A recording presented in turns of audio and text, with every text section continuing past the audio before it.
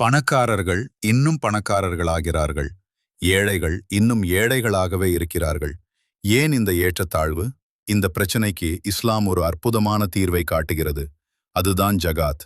ஜகாத் என்பது எல்லா முஸ்லிம்களுக்கும் கடமையில்லை. யாருடைய செல்வம் நிசாப் அளவை எட்டுகிறதோ அவர்களுக்குத்தான் ஜகாத் கொடுப்பது கடமை. நம்மிடம் இருக்கும் பணம், தங்கம், சொத்து இவற்றை சரியாக கணக்கிட்டு 2.5% ஜகாத் கொடுத்தால் சமூகத்தில் உள்ள ஏழ்மையை குறைக்க முடியும்.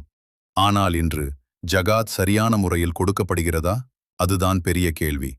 பல இடங்களில் ஜகாத் சதக்கா மாதிரி 500, 1000 என்று கொடுக்கப்படுகிறது. அப்படி கொடுத்தால் சிறிய நன்மை கிடைக்கலாம். ஆனால் ஜகாத்தின் உண்மையான நோக்கம் நிறைவேறாது. ஜகாத் என்பது ஒருவரின் வாழ்வாதாரத்தை உயர்த்துவதற்காக. இந்த வருடம் ஜகாத் வாங்குபவர் அடுத்த வருடம் ஜகாத் கொடுக்கும் நிலைக்கு வர வேண்டும். இதைத்தான் ஒவ்வொரு முஸ்லிமும் ஆழ்ந்து சிந்தித்து இஸ்லாம் சொன்ன வழியில் ஜகாத் கொடுத்தால் இன்ஷா அல்லாஹ் சமூகத்தில் ஒரு பெரிய மாற்றம் ஏற்படும். இன்ஷா அல்லாஹ். அஸ்ஸலாமு அலைக்கும்.